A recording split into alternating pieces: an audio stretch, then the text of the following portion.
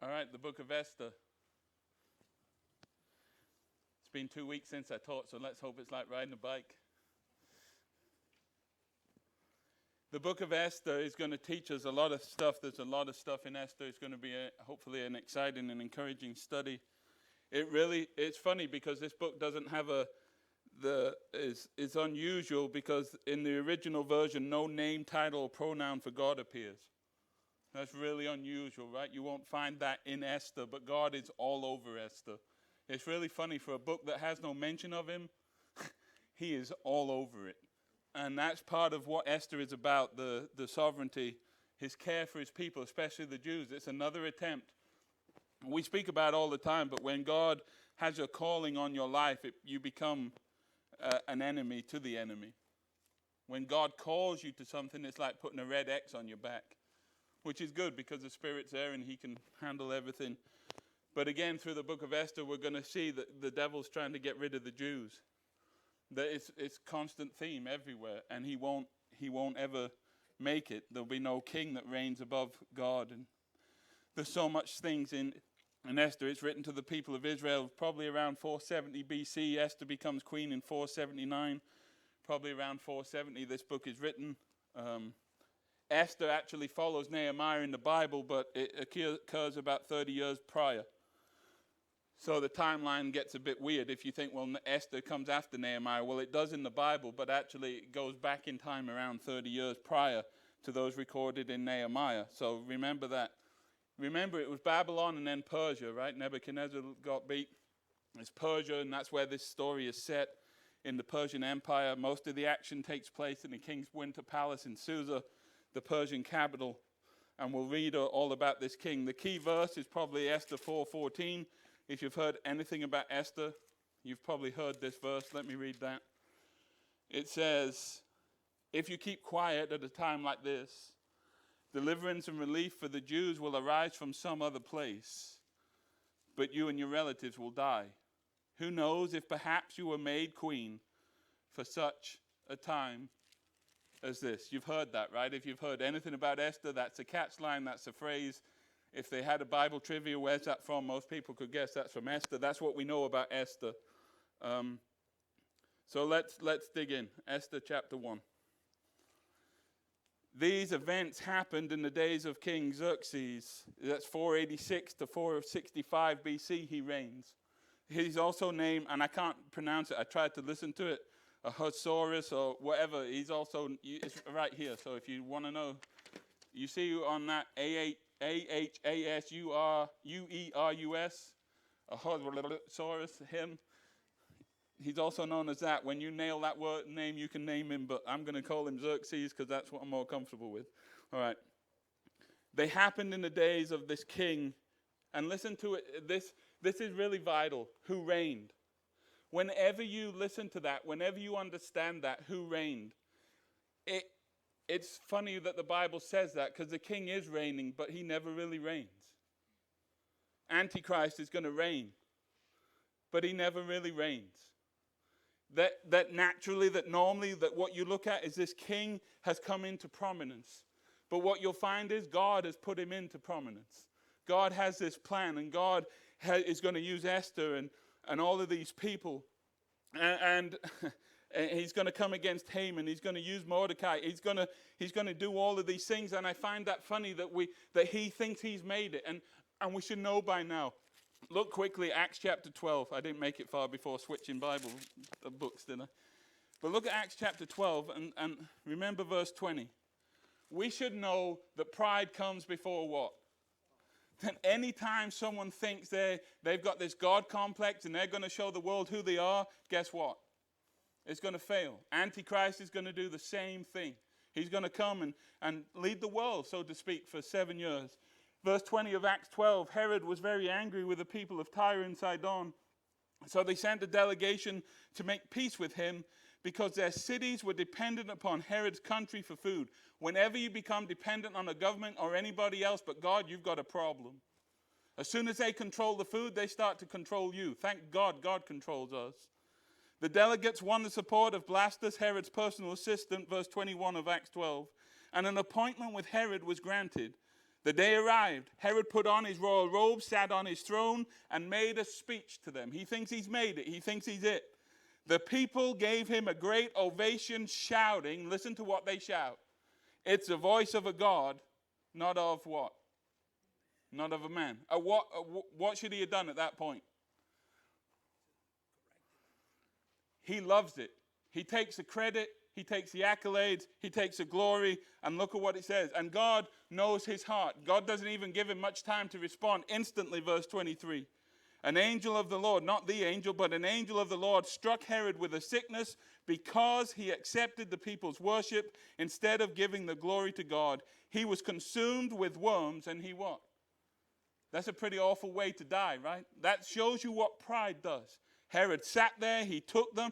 They said it's a voice of God. Remember in Revelation with Peter, the people fall down and they're like, hey, get up. Get up. I'm just a man. And so remember with Nebuchadnezzar, remember what God did? God made him like a crazy animal because he thought he had done everything and he was going to do all this stuff.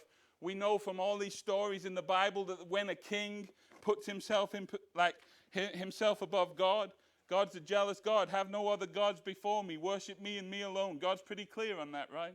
You already know where this story's going. Look at what it says.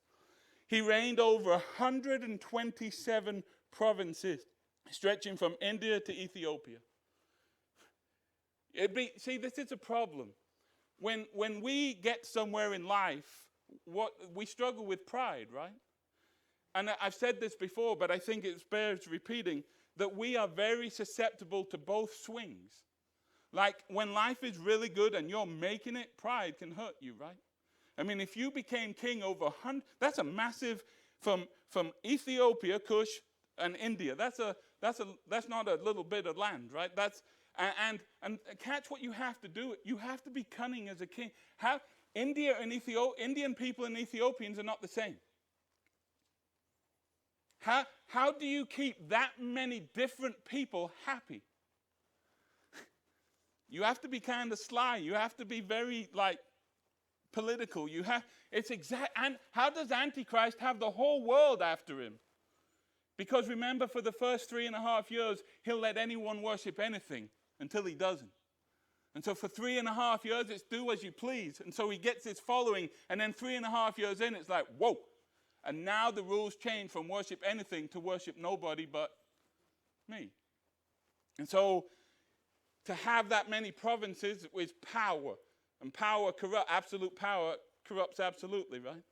So when things are really good and maybe our money is sky high or our prestige is, we've got the boats, the cars, the houses, whatever we think we've made it, whatever that metric is, pride can set in. The other side of it is when things aren't going well, when we've lost our money, when we've lost our job, we can find defeat pretty quick, right? So it's like when things aren't going well, defeat and discouragement can rob us. When things are going really well, pride can rob us. So it's almost like we're better not being poor, not being rich, just being kind of so-so. Partially successful and not a mess up. Because both extremes kill us, right? They kill pastors in ministry. Extreme success can bust you, and extreme loss or whatever, or this lack of whatever it is can really ruin you too. But he had 100.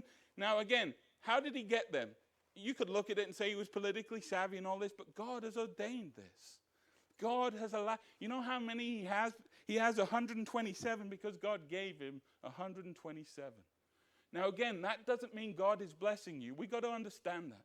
Material wealth is not a good indication that God necessarily blessing you. Can he bless you that way? Yes. There are a lot of rich atheists. There are a lot of people who are blessed, but it's not God's blessing in the way that we think it is. Like, oh, I'm going to bless you for your faithfulness and obedience, and because look at what it says in verse 2. At that time, Xerxes ruled his empire from his royal throne at the fortress of Susa. He's made it, right? It's his empire. How many political people want that? His empire. Look, the grandeur of the being the president is a lot of what you put up with, a lot of stuff to get something really important, and that's power, right? I mean, if the president didn't have the power, they wouldn't be vying for that position, would they? They want there's benefits. Yeah, there's benefits, right? At that time, he ruled his empire from his royal throne. In other words, he had control, right? At the fortress of Susa. Nebuchadnezzar's gone. The Babylons have been. Medo-Persia is going to come. He's going to attack Greece, win the first time, and then lose, and Greece will take it eventually. In the third year, so 484 BC of his reign, he gave a banquet for all his nobles and officials. Why do people give banquets? Why? There was a thing in Odessa which I always found really weird. Like, I don't want people in my house. They took like 4 or 5 fancy houses, and they did this parade of homes where people could pay certain money and go in and look at your home. It's like, man. Anyway, I don't want all kinds of weird people in my house. Like, and how much would you have to? I mean, if I've got that good a house, what am I having to hide? You know, it's like, I don't want them looking in my fridge and seeing what. I don't know. I'm acting like I have something to hide. I really don't, but it's just weird. Anyway, I say that to say this. What is the point of that? Like, why would someone say, yes, put my house in there? It's to show what? Yeah. It's to show what? It's to show that they've made it. It's basically saying, this is what I have, and maybe you little peons, maybe one day you can aspire to be just as cool as me. I mean, there's a reason they don't let the person with the shack get in there, right? No one. They don't. You have to be of a certain stature. I don't know what that level was. We weren't close to that. So, but he throws a banquet. Sometimes you throw a banquet in honor of what? Not yourself, but of who? Of other people, right? Gideons throw banquets for pastors. There's lots of ways that people throw banquets. You throw a banquet for school or for sports teams or whatever it is, right? We throw banquets to celebrate, to honor, to thank other people, right? It's not always a show of your wealth. Although if you're throwing a wedding, that's part of it, right? You want to show, anyway, you want to give your best foot forward, whatever. So there may be decent reasons to throw a banquet, but this is a banquet just to prove that he's the man. And anytime we get that, anytime we struggle with that in life, anytime we find ourselves in any kind of, hey, Lord, let me show myself, things are going to get problematic really quick. And he says he gave a banquet for all his nobles and officials. It's to show off his wealth, to show off his greatness. It's also to play politics and keep them what? Keep them happy. Now, how long do you think a normal banquet lasts? Yeah, a few nights, right? A few hours, a few nights, that'd be This is going to last for 6 months. 180 days. Now, I had thought about trying to do 180 days of preaching, but I'm not sure who would sign up for that.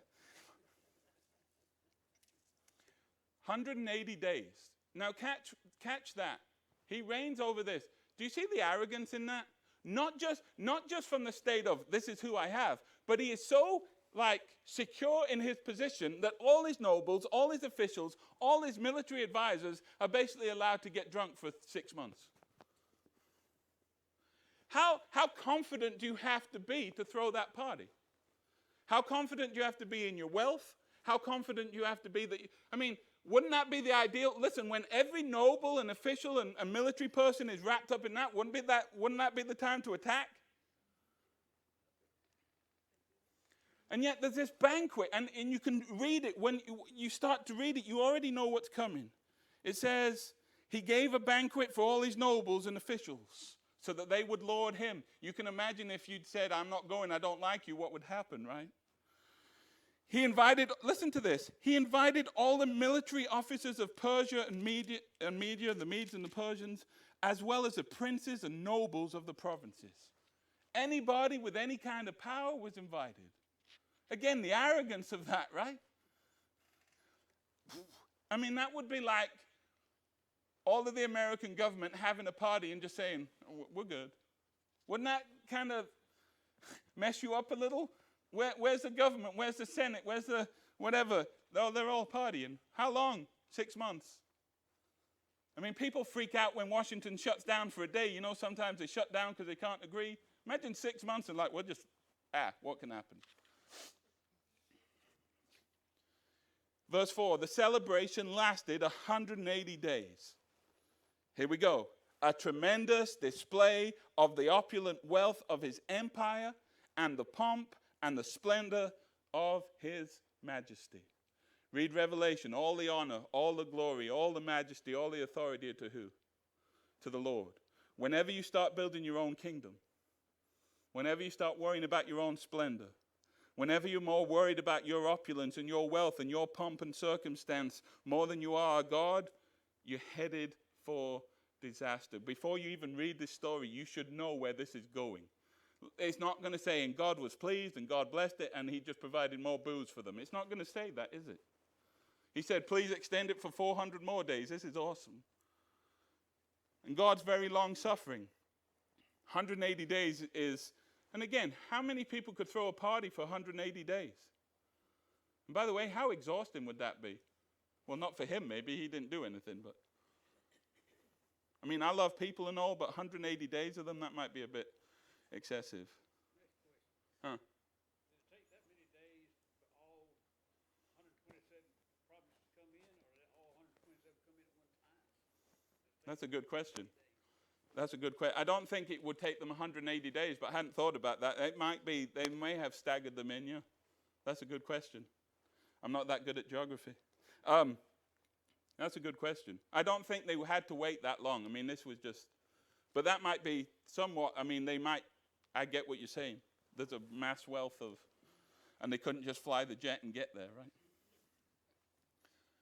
That's an 180 days, tremendous display, splendor, and it doesn't say of God, of verse 5. This is the savviness of it. This is also the sadness of the world. Do you realize that in order to kind of make it in the world's way, this is how you do it? I mean, without Jesus, all you've got is showing yourself off. We live to show him off, right? The world lives to show themselves off. Think about that. When you don't have Christ, all you're doing is living for yourself. You're showing off you. Ultimately, how many people really care about how much you're good or rich or whatever? Not many. It's all folly, right? You see all these sports people that have all these accolades, and when they retire, they don't know what to do. They have no identity because they're not who they were. And they lose a bit of the adulation in that. Some keep it, but I find this really sad and really like we're trying to find joy and peace, right? And these people are trying to find joy and peace and play. Now, sin is fun for a season, but it always bites you. It always costs you more than you want to pay. And I don't know, I mean, surely somebody had troubles in this 180 days, right? Surely something went awry, but it's kind of like alcohol numbs them. And this party and this, it's just this great opulence, this great wealth, this great party. You can imagine it's all the food, who knows what. It's all debauchery. Verse 5, when it was all over, the king's astute. Who's he missed out? And this is kind of funny. It's not really a great trade, but who missed out on the banquet? Notice who got invited. The princes, the nobles, the military, the officials. Who doesn't get invited? Joe Schmo, right?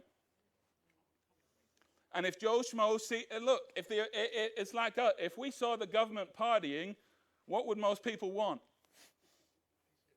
Yeah, they want a party too, right? I just saw this thing on I think it was Facebook the other day about McDonald's, and they were giving out these bonuses, and for 10 years it was like $100, and for 20 it was $200, and for 30 years it was $300.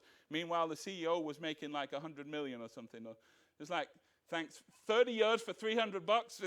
Listen, if I last here 30 years, you're going to have to give me more than $300. I'm just telling you, inflation, whatever, right? I mean, the point is that, like, they're trying to keep people happy. There's got to be a better way than that. Free Big Macs for life or something. I'd rather have that. I mean, give me something. But so for a week, when it was all over, the king gave a banquet for all the people. So all the people who were in the fortress of Susa, not from everywhere, but who were there, all the people, and why would he give it to them? Because they're the ones who could see what? Who could see what was going on. Okay, so if the king gets to party for 180 days, what's a fair trade? Well, at least, how many days do they get? I'm going to try that. I'm going to tell Dwayne he gets 7 days vacation, I get 180. See what he says. When it was over, the king gave a banquet for all the people, from the greatest to the least, who were in the fortress of Susa, this capital of the Medes and the Persians. It lasted for 7 days, and it was held in the courtyard of the palace garden. Again, it was to smooth them, to help, to do whatever, but it was also to show off him. And maybe there's a sense of, man, this guy is so powerful, I really do have to do what he tells me. Verse 6, the courtyard was beautifully decorated with white cotton curtains and blue hangings, which were fastened with white linen cords and purple ribbons to silver rings embedded in marble pillars. Gold and silver couches stood on a mosaic pavement of, I don't even know what that is, porphyry, marble, mother of pearl, and other costly stones. Again, it's funny how the devil mimics everything, right? Even the new heavens, the streets of gold, I mean, that the gold will reflect God's glory. You get that, right? The gold will be so pure that when it will be the reflection of God's honor and God's glory, no one will be looking at the gold streets and saying they're awesome, and no one will be looking at themselves saying I'm awesome. Everything will be designed to honor, to praise, to glorify God. And if you're obsessed with the gold, imagine seeing Jesus and being like, no, I'm good. I don't need to see you. I want to see this gold street. We mess this up. Like heaven is heaven because of him. It won't even be like, hey, let me see my dad. Dad won't matter when Jesus is around. I'm not being funny, but that's just, we should be excited. We should be encouraged. It's a great hope we have that we will see people again. But that's not the hope of heaven. Like our hope isn't dependent on anyone else being there but Jesus. Jesus is the only one who wrecks that. I mean, if he's not there, it's all wrecked. If you're not there, it's still heaven. That sounds really harsh. But that's the way it is, right? It's just Jesus. That's all that's really going to matter. It's not the gold streets. It's not whoever else. It's like, well, heaven was not heaven because I don't have them. That's not how that's going to be.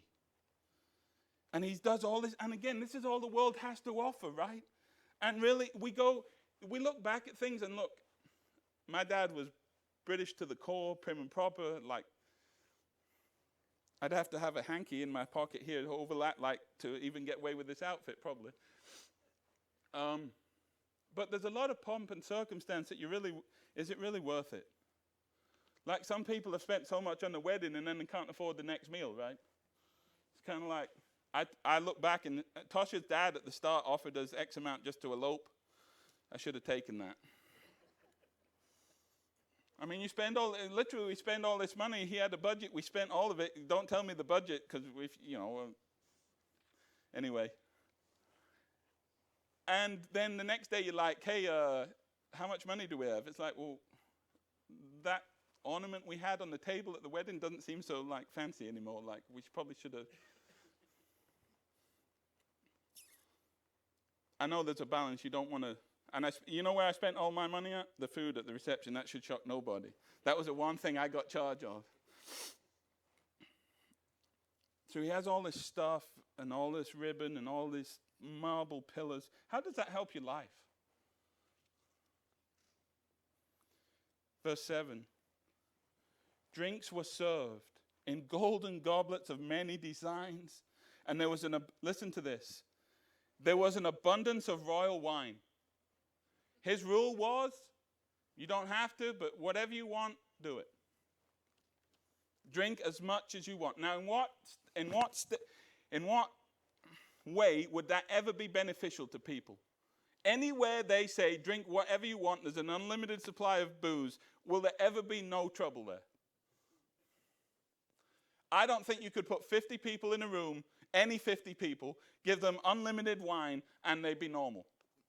Or it work out well.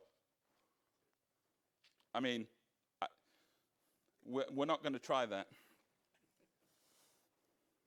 But look at what it says. There was an abundance of royal wine. Look at what it says again, though. Why? Reflecting the king's what? It's politics 101, right? This is who I am. I'm so good to you, I'll give you unlimited wine for 7 days. And after 7 days, guess what's going to happen? You come the 8th day, guess what you're going to get? Yeah. All these goblets, all these designs, an abundance of royal wine. Can you imagine? I'm not being funny, but can you imagine if you offered that to people in Macon tonight, how much they think that would change their life? If just for 7 days I could do what I wanted. If just for 7 days I could get drunk as much as I want. If for 7 days I could have as many partners as I could. If for 7 days I could live like a millionaire. If just for you know how many people would buy into that?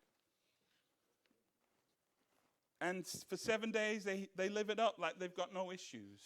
And really I would imagine in this venue, in this type of thing, that their issues are just coming to the what? They're coming to the surface. And look at what it says. It was reflecting the king's generosity, verse 8, by edict of the king. And by the way, the Medes and the Persians, once you made an edict, guess what? You couldn't take it back.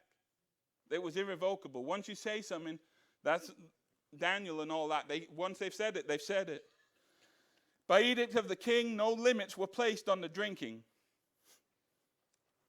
For the king had instructed all his palace officials to serve each man as much as he was.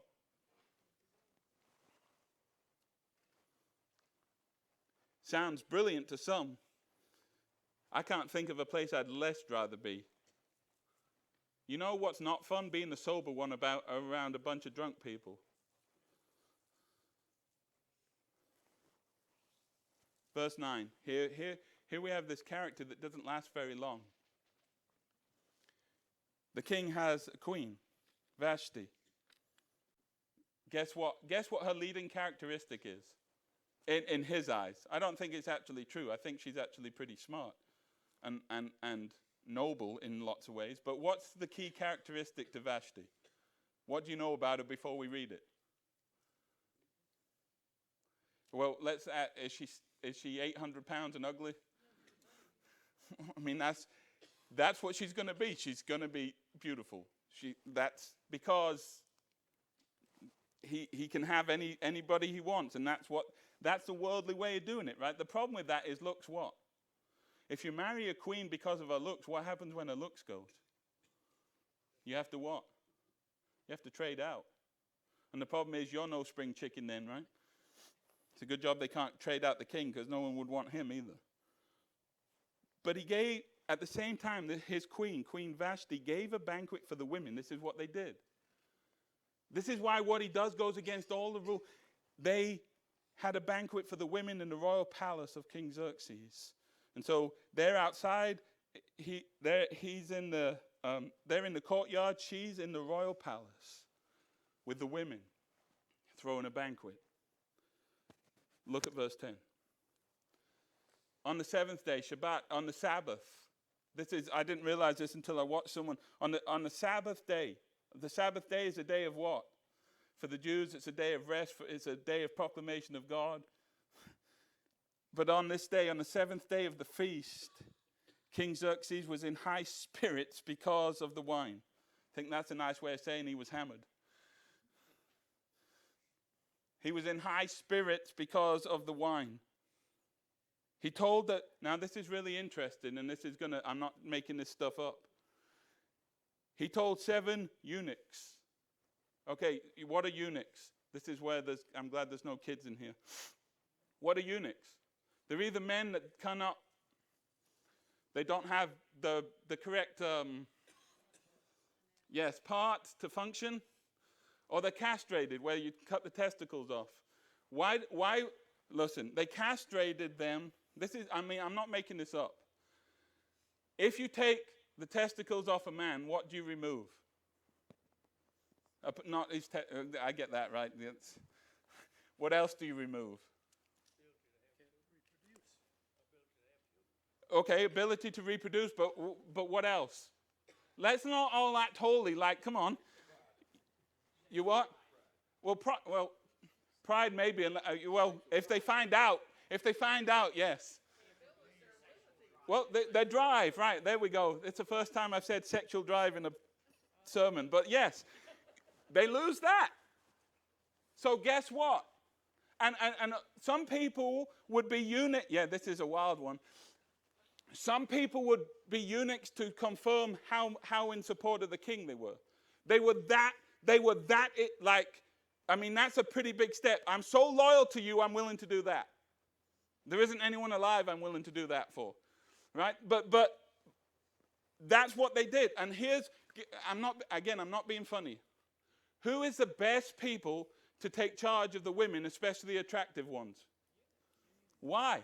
Because they don't have they can't, no one could ever get pregnant that way, and they don't have the drive anyway. Listen, if you're worried about your wife and some guy, the best guy to have around her is a eunuch. For more information, see Philip. He'll let you in on all what he knows about this. Yeah. So he's got 7 eunuchs, and listen to what they do. Their whole job is to what? To attend him. And people who maybe are born that way, or who have had an accident, or whatever's happened to them, they're like what you said, Nick, that maybe they're down on their emotions a bit, maybe they're depressed, discouraged, and this king takes them in and makes them what?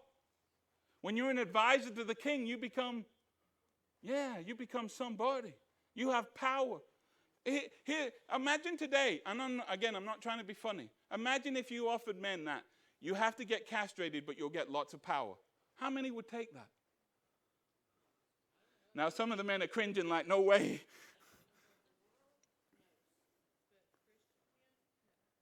Well, you would hope so. Yeah, you're correct. But look, I'm not going to try and, you can figure out their names. I even listened to them. I'm not even going to, but the 7 of them, you can count them. Carcass is the last one. I can name him, right? To bring, and this is really interesting, to bring Queen Vashti to him with the what? With the royal crown on her head. And again, I'm not being funny. We don't fully know what that means, but there's a version of that could mean that's all she wears. So you get what's happening, right? She is just basically, whether it's clothed or not, the only reason she's coming in, and by the way, it wasn't, again, this is against the rules. Women were over there, men were over here. He's bringing in his queen. Why? To show what? To show her off. But it's only to show her off what? In a sexual way. He's showing her off sexually. And really what he's doing is he's pumping himself up by saying, this is the kind of woman I can what? You know that still happens, right? People enjoy their significant other because of what it says about them. Does that make sense? Like we all want to marry the prom queen because that makes us somewhat special then, right? We have to be, if we get the prom queen, we must be something, right? Oh, absolutely, 100%. Absolutely. And absolutely. And that when they're going to fight that with every bit they have. You're absolutely right. Their dominance, their power. And you know what? When the king said something, guess what happened? You did it. I mean, that was plainly it. There was no ifs, ands, or buts. And he says to his eunuchs, and by the way, they have no choice, bring Queen Vashti to me with the royal crown on her head. He wanted the nobles and all the other men to gaze on her beauty, for she was a very beautiful what? I'm guessing that no woman wants to be treated like that. I mean, there's a sense where every woman wants to be regarded as attractive, right? But how many would want to say, hey, can you just come and parade yourself in front of all my friends? It's kind of like these people that find a girlfriend for the 40th high school reunion, right? And this is amazing. What are the chances that she says no to this? On a human scale, she ain't going to say no. But do you know what? She has to say. You know who's making us say no? There's a lot of independence here of this is unbelievable what she's about to do. She refuses. Now, I get it why you understand why she would refuse. But you realize how brazen that is to refuse? Why does God need her to, you see, this is what we miss. Vashti's in place, but Esther has to be in place. So guess what? Vashti has to be what? Moved on. And instead of just killing her dead, God allows her to stand and gives her the ability, the thought, the courage. It's amazing that even this lady is given this courage. It's not the courage of the booze. God is really over her, making her say, I'm guessing she had never refused anything before because she wouldn't be around. For the first time in her life, she stands up to the king and says, I ain't doing it. That takes some guts. That takes some courage. And what does she think she's going to get out of this? You get it. I get it. She's tired of being paraded. She doesn't really, the chances are she doesn't even love the king. She's just whatever. I get it. But look at what it says. She was a very beautiful woman. But here's the problem. When beauty is the only thing you're interested in, that's a slippery slope, right? Look at verse 12. So but when they conveyed the king's order to Queen Vashti, she what? She refused to come. She just said no. In a lot of ways, this is a picture of how we need to be. The world is trying to get us to show ourselves off. The world is trying to lure us into all, and we need the Queen Vashti to stand up saying, I ain't going. Do what you want. I don't care. Enough is enough is enough. I don't care how much you think you have. We need people who are going to stand up to their bosses, to stand up to their spouses at points, to stand up to whatever it is. But I want you to understand that God's doing that. This isn't just because Vashti's a great woman. I actually like her, but this is God. And you can see it. You can see God moves chess pieces to get what he wants, right? When they conveyed the king's order to Queen Vashti, she just said, no. And guess what? The king said, no big deal, I love you. This word, you seen dogs frothing at the mouth when they get mad? This is that. To say he was upset is an understatement. Why? But let's go to deeper. Why is he upset? What has just been shown? What is the one thing he can't handle? He lost control. He got demasculated. He's not a eunuch, but he just got demasculated. What's the word? Whatever that word is. Because she said what? How many strong men in power want their wives to say no? Now, behind scenes, you can get what you want, right? But out front, don't challenge me. He was furious. He burned with anger. Why? Because she had the audacity to say what? To say no to him. Verse 13. What kind of... He's just been in a 187-day bender. You think he's in any shape or form to make decisions? He immediately consulted, this is wild too, right? He immediately consulted with his wise advisors. What were they wise in? Not the ways of the Lord, not the scripture, the law and the customs of the what? Of the Persians. Now here's the problem with people. What is the danger of someone knowing the law really well? They know how to get around it. They know how to manipulate it. They know how to use it to their advantage, right? He has people. He doesn't even have to understand the laws. He doesn't even have to know what the law says. He just needs people around him who he trusts that says that's against the law. He knows his initial reaction is what? What are we meant to do? Turn the other cheek, love your enemy, all of that stuff. There's none of that in him. And it just shows you that whilst he has everything, he still, the first time the trouble, he what? The first time it gets derailed, he is gone. And by the way, there's no peace, there's no joy, and all the things of the world haven't stopped that. He's got everything. And he's still miserable. This is a lie of the devil. Have everything, you won't be miserable. He's as miserable can be. Imagine if your happiness or your joy depends on everyone agreeing with you. Now, he'd been used to it because that's the way the system worked. He immediately consulted, verse 13, with his wise advisors who knew all the Persian laws and customs, for he always asked their advice. Okay. You heard of yes men, right? That's who these guys were. You think they're going to stick the neck out and tell? And they had to be careful with their advice, because if it hurt the king, what is he liable to do? Yeah. I mean, if they say, hey, go do this, and he does it and he loses, guess what? Yeah, exactly. It's their fault and they'll be done. So there's this kind of weird relationship. There's a loyalty, but the loyalty only goes so far, right? And there's these men, again, I'm not going to read them, but 7 nobles of Persia and Media, Kashena and all of them.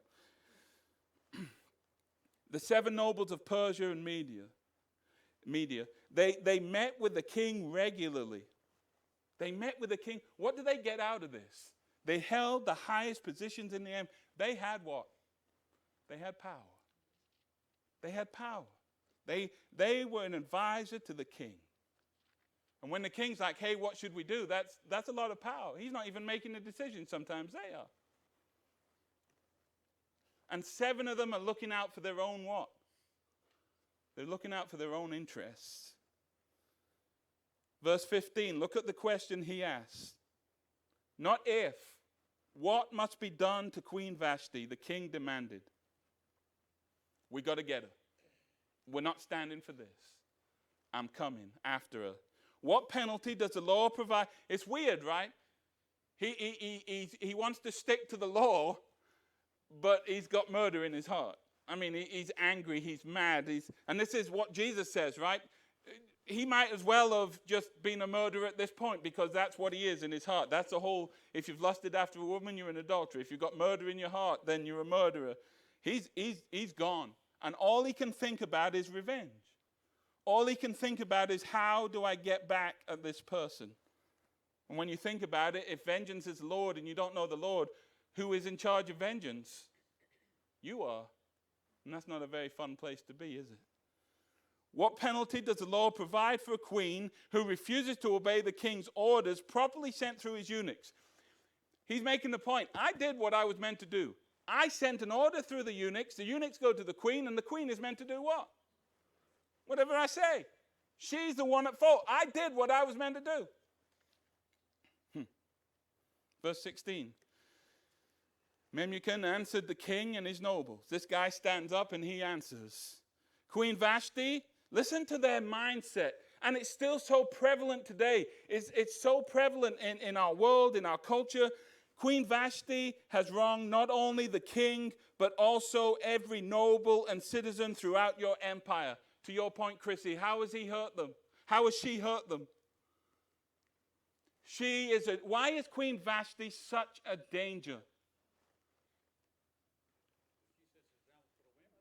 Oh man, she's about to be feminist 101, right? She's about to turn the tape. If she gets away with this, what's going to happen? It's going to give boldness and courage to who else? To the next guy, and the next guy's going to, the next lady, and all of a sudden the women are going to what? And they couldn't think of anything worse than that. And all they're doing is caring about, and it happens today in how much will politicians hold on to their power? And yet we do that in our own lives, right? We're to surrender power to God. We're to surrender to the Spirit, and yet we play this game of, man, I want the power. I can't give that up. And there's this fight going on, this spiritual fight, this fight of power, of control. Look at what they say. She has wronged the king, but also every noble and citizen throughout your empire. Man, they're pouring it on thick, right? She has done everybody dirty. Verse 17. Women everywhere will begin to despise their husbands. Look at their big fear. They'll start to despise me. Why are they worried that they'll be despised? Because they know they're not very good what? One of the hardest verses to read in the scripture for a husband is, husbands, love your wives as Christ loves the church. I've never met a man that was like, I love that verse. I'm good at that verse. I'm good with that verse. I'm going to tattoo that because I'm so good at that. I mean, on your best day, don't ask your wife, but on your best day as a husband, how far are we from loving her as Christ loves the church? On our worst day, it's not even worth thinking about. On your best day as a husband, how much, that's a killer verse, that. And they know they love themselves. But let's be honest, they're using their wives for what? What is the main reason for their wives? For power, for sexual gain, all of that stuff. Women everywhere, they're scared of this knock-on effect, because if Vashti gets away with it with the king, then it's all on. To despise their husbands when they learn that Queen Vashti has refused to appear before the king. Verse 18, before this day is out, the wives of all the king's nobles throughout Persia and Media will hear what the queen did, and they will start treating their husbands the same way. There will be no end to their contempt and anger. They're like, you've got to nip this in the bud, because if you don't, every one of us is in trouble. And we're going to have a bunch of contemptuous and angry women. They're going to, well, listen, it's kind of like when a slave breaks free, right? And they're in slavery. Women today are far better off than they were back then. I mean, it was terrible back then. Verse 19. You can see the smugness and this just, if it pleases the king, we suggest that you issue a written decree. Again, who's this to benefit? It's not to benefit the king. It's to benefit who? It's to benefit them. It's to secure their power. It's amazing. You'll find out a lot about yourselves, even in elections, like, why do I enjoy that policy? You know why you enjoy that policy? Because it's beneficial to you. What we should be looking for is policies that are beneficial to the Christian way of living, right?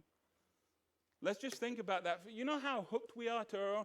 Imagine this. Imagine if one president could give you a better Christian experience. Like they wouldn't come against church. They would be easier, like they would ban abortion and gay marriage even. But the other president gave you lots of money. That's an easy choice. It should be. But would it be?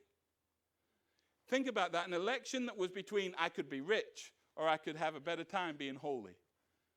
Now, we can sit here on a Sunday night and be like, I know it. But how many believers would struggle with that? Man, if I vote this way, my pocketbook is going to bulge. But if I vote this way, my life with Christ can go further. The church will expand. I mean, this is real decisions, right? This is a real thing. This is what we get trapped. So before we think these people are absolutely nuts, which they are, but we struggle with that too, right? We struggle with what benefits me. And that is the hard. Listen, I'll be honest with you. The hardest part for me of being married and raising a kid is it stretches you all the time to not just think about what? Yeah. It's funny again, because single men always want a woman, right? And then when we have a woman, we're like, man, that's difficult too. We're never happy. And then we get widowed and get married straight again. It's like, what? But any one of us struggles with putting other people first. None of us are good at that on our own. And it's not just putting Landry first or Tasha first. It's bigger than that. It's putting who first? Jesus. We suggest that you issue a written decree, a law of the Persians and Medes that cannot be revoked. That I told you, they can't be revoked. So if they just get him to write it, it's done. It should order that Queen Vashti be forever banished from the presence of King Xerxes, and that the king should choose another queen more worthy than she. Little does the devil know that Esther is waiting. Little does he know what God is going to do. And little does he know that all of these years later, we're celebrating what God is going to do in this book. And what the devil means for harm, God turns out for what? And he allows Vashti to leave the scene because Esther's coming. So don't worry when things are leaving. Don't worry in your life when things have been taken. God's got it. God, and sometimes, you know what? We would make the mistake of saying, Vashti has to stay. And what you don't realize is you'd miss out on Esther. And the stuff we're grabbing onto saying, God, you can't take that. If you knew what was coming, you'd give it up. You'd let it go. And so they get him to write this, that it can't be revoked, that she should be banished from the presence of the king, and that the king should choose another queen more worthy than she. See, they're coming after her worthiness. Why? Because she had the audacity to stand against the king. Now again, what does the Bible teach? You should be in submission to your husband. You should be in submission to the government, but not when what? Not when it's a moral issue. And being paraded as a sexual object is something you can say no to. But see, we're crazy enough to say, my husband told me to do it, so I just did it. That's not how that works. I know you all ladies know that, right? I mean, that's not how that works at all. My boss told me to do it. Whoa. Whoa. Who has more clout, your boss or the Lord? Right.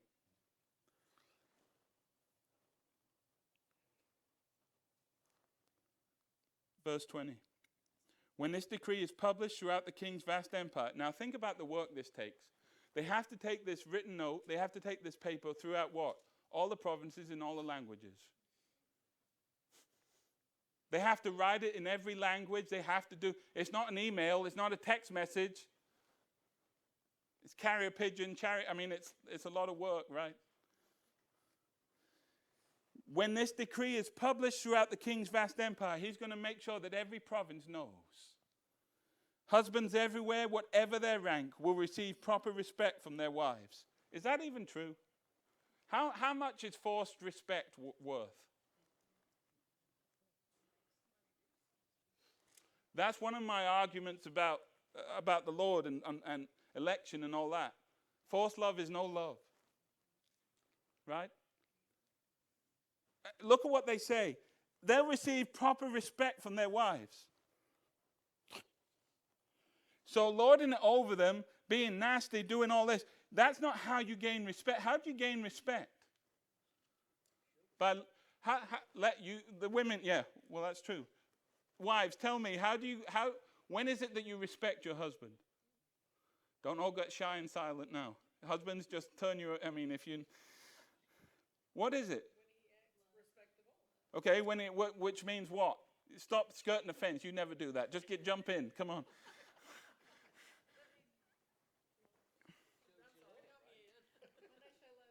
Okay, and what do they not want to do? They don't really care about the women. All they care about is having what? Power. Children, if they want it, someone to do their stuff. It was like, if you're single, then what's wrong? It was all like a status symbol, right? It was like having someone, and this is the lie, right? When will receive proper respect from their wives. How much respect will Antichrist get from true believers? None. This is a lie from the start. If we just force the women to have to be subject to our rule, they'll respect us. No, they don't. How many people respected Hitler? They were scared of him. But there were some nutcases that would respect him and honor him and think he's whatever.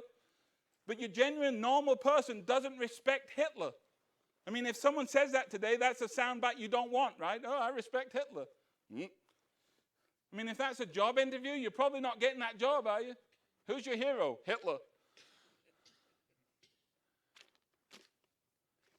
That's not real respect. And you see, we want to be respected by people, but we want to circumvent the system, right? We want to have this respect of being godly, but we don't really want to do those things that actually gain us that respect. Because gaining respect is really actually what? It's difficult. They will receive proper, what do they mean? They mean that the women will have no voice. Verse 21, the king and his nobles thought this made good sense. That's what happens after you've been on a party that long. And he followed Memucan's counsel He sent letters to all parts of the empire, to each province in its own script and language. He had to send it in its own script and language, proclaiming that every man should be the ruler of his own home and should say whatever he what?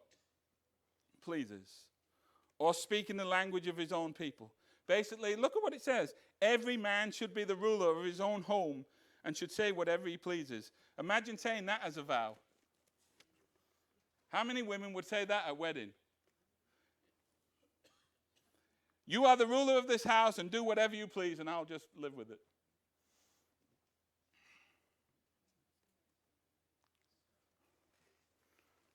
Next time I have a wedding, I'm going to try and slip that in the vow, see what happens.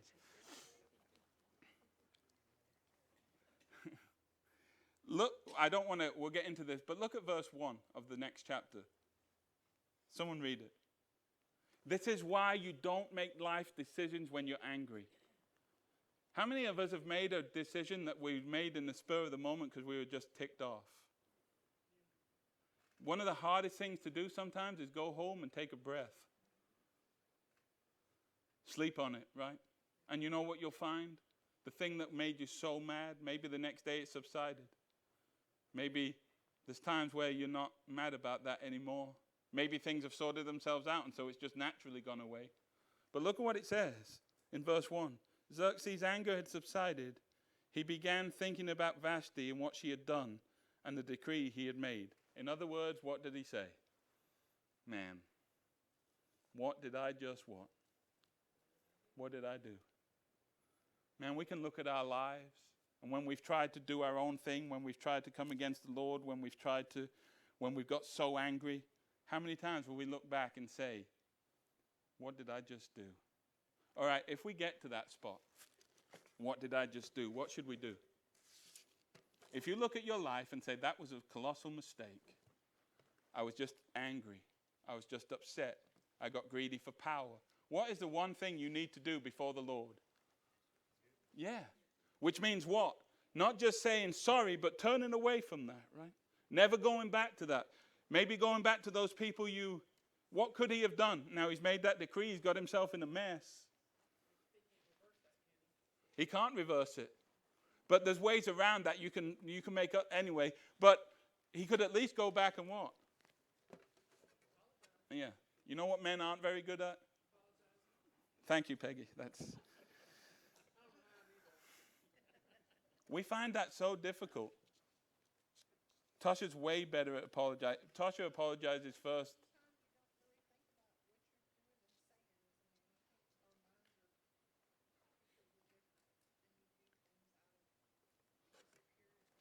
Absolutely.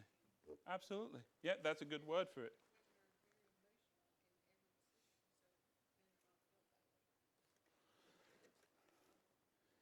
I mean, we respond sometimes way too quick, right?